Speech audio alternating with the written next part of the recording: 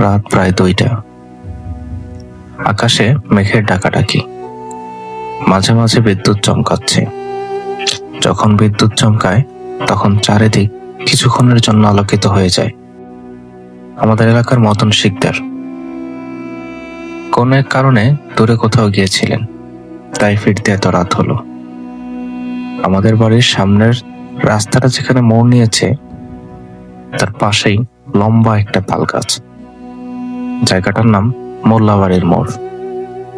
বাঁশঝাড়, তাল গাছ হিজিবিজি থাকা অবস্থায় মেহগনি গাছ আর আম গাছ দিয়ে ঘেরা জায়গাটা, চারপাশে একদম স্তব্ধতা ও ঝিঝির ডাক। জায়গাটা এতটাই ভুতুড়ে যে দিনের বেলাও দেখলে ভয় লাগ।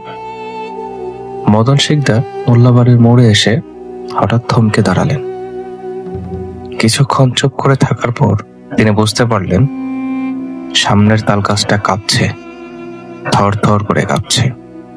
কিছু একটা বুঝতে পেরে তিনি গাছের মাথার দিকে আর তাকালেন না।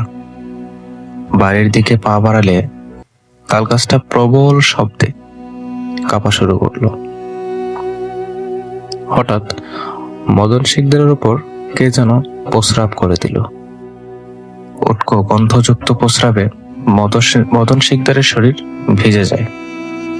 মদন শিকদার আর কাল বিলম্ব না করে এক দৌড়ে বাড়ি এসে পড়ে। বাড়ি আসার পর সে লক্ষ্য করে তার শরীর পুরোটাই শুকনো, একটুও ভিজা নয়। এই ধরনের ঘটনা সেই মোল্লাবাড়ির মোড়ে মাঝে মাঝেই ঘটে। মোল্লাবাড়ির সেই মোড় থেকে একটু আগে রাস্তার বাম পাশে বড় একটা আম গাছ ছিল। বড় বড় আম ধরতো সেই গাছে।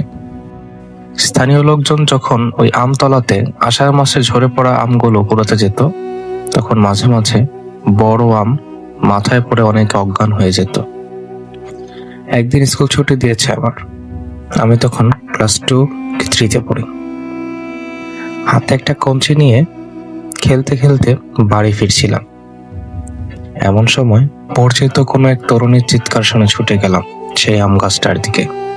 গিয়ে দেখি এক বড় আপু বড় বড় চোখ করে তাকিয়ে আছে সেই আম গাছটার দিকে।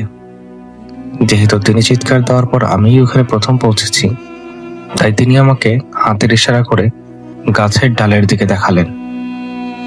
আমি গাছের দিকে তাকালাম এবং তাকিয়ে যা দেখলাম তা আমার মৃত্যু পর্যন্ত মনে থাকবে।